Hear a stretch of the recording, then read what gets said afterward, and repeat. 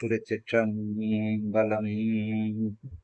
தென்னாடுடைய சிவனே போற்றி, நாட்டவர்க்கும் இறைசா போற்றி. வெற்றிவேல் முருகனுக்கு அரகரோகரா. திருமுருகாற்றுப்படை முதல் படை வீடான திருப்பரங்குன்றத்தில் உள்ள சில வரிகளை, பாடல் வரிகளை விளக்கத்தோடு இப்பொழுது காணலாம். முதல் 4 வரிகள். உலகம் உவப்ப வளநேர்வு திரிதரு பல புகழாயிரு கடற்கண்டால் அங்கு ஓவர இமைக்கும் சென்விளங்கு அவிரொளி ஊர்ல தாங்கிய மதனுடை நோந்தாள் செருநர் தேய்த்த செல்லுரல் தடக்கை மறுவில் கற்பின் முதல் கணவன். இந்த 6 வரிகளுக்கு நம்ம உலகம் உகப்ப வளநேர்வு தெரிதரு. பொதுவா அந்த உலகம் அப்படிங்கிறது ஒரு மங்களகரமான ஒரு விஷயம். நீங்க பெரிய புராணத்துல சேக்கிலார் பெருமானுக்கு உலகலாம் உணர்ந்து ஓதற்கு அறிய, இந்த உலகலாம் அப்படிங்கிற அந்த வார்த்தையை ஆசிரியராக எடுத்து கொடுத்தது இறைவன். அதே போல கம்பர் கூட தன்னுடைய கம்பராமாயணத்துல உலகம் யாவையும் தாமுள்ளவாக்கம். இந்த உலகம் அப்படிங்கிறது ஒரு அருமையான ஒரு விஷயம், மங்களமான விஷயம். அதை முன்னிறுத்தி உலகம் உவப்ப வளநேர்வு தெரிகிறாரு அப்படிங்க. உலகம் உவப்ப அப்படின்னா மகிழ்ச்சி கொள்ள முடியாது. உவப்ப அப்படியே உள்ளத்துல ஒரு மகிழ்ச்சி.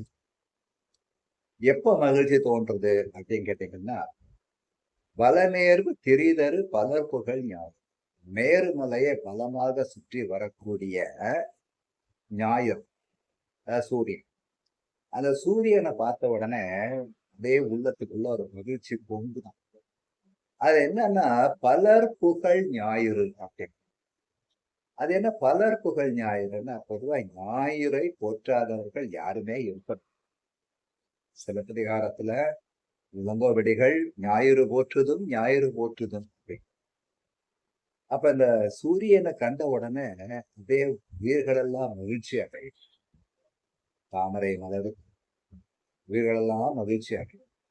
அப்படி மகிழ்ச்சி அடையக்கூடிய தன்மையை கொண்ட அந்த சூரியன் பலர் புகழ் ஞாயிறு கடற்கண்டா. அங்கு அவர் கடல்ல அதே உதயமாகி வாழக்கூடிய அந்த சூரியனை பார்க்கும். அது எப்படின்னா, ஓவர இமைக்கும் சேன் விலங்கு அறிவது. சேன் அப்படிங்கிறது தொலைவு.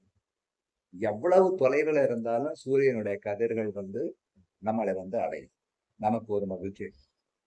ஓவர இமைக்குன்னா, ஓவர அப்படின்னா ஓய்வில்லாம, இடைவெளியே கிடையாது. கொஞ்சம் அந்த கதிர்களை அனுப்பிட்டு கொஞ்சம் ரெஸ்ட் எடுக்கிறது அதெல்லாம் கிடையாது. வந்துகிட்டே இருக்கும். சூரியன் வெப்ப கதிர்கள், அந்த கதிர்கள் வந்துகிட்டே இருக்கும். ஸோ ஓவர அப்படிங்கிறது இந்த இடத்துல என்னன்னா ஓய்வே இல்லாமல் உழைப்பார். சேன் விலங்கு அதிரொலி. சேன் அப்படிங்கிறது எவ்வளவு தொலைவா இருந்தாலும் எல்லாருக்கும் அந்த ஒளியை போயிடுச்சு. விளங்கும் ஒளி அப்படின்னு சொல்லிட்டு இதை எதோட ஒப்பிட்டு பார்க்கிறாங்க அப்படின்னா, அந்த கடலுக்குள்ள இருந்து சூரியன் அப்படி உதயமாகி வரும்பொழுது கடல் நீல நிறம். அந்த சூரியன் அப்படி உதயமாகி வரும் பொழுது அது போல அது எப்படி இருக்குதா, முருகப்பெருமான் தன்னுடைய மயில் வாகனத்துல அப்படி வரக்கூடிய காட்சியை அது கண்ணுக்கு கொண்டு வருது.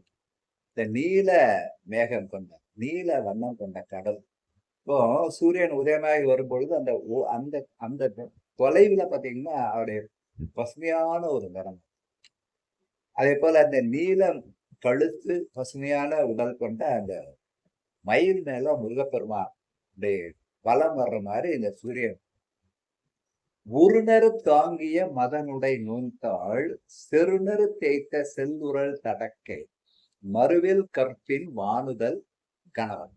இந்த உருணர் அப்படின்னா தன்னை அடைந்தவர்களை காப்பாற்று. உருணர் தாங்கிய மதனுடை நோந்தாள், அதாவது அறியாமையை நீக்கக்கூடிய மதன் அப்படின்னு அறியாமையை நீக்கக்கூடிய வலிமையான திருவடி. நோந்தாள் அப்படின்னு வலிமையான திருவடி. அந்த வலிமையான திருவடியில என்னன்னா யான் எனது அப்படிங்கிற செருக்க வந்து அதை அறுக்கும். அது மட்டும் இல்ல, தனது அருள் வழியில் நில்லாமல் என்ன வேற இடத்துக்கு போகக்கூடியவங்களை இடித்து திருப்பி இங்க கொண்டு வரும். அது மட்டும் இல்ல, மறுவில் கற்பின் வானுதல் கணவன். வாழ்நுதல் அதான் வானுதல் அப்படிங்கிறார். ஒளி பொருந்திய நெற்றியை உடைய ஒரு பெண், அந்த பெண்ணுடைய கணவன் யார் அப்படின்னா தேவயானை.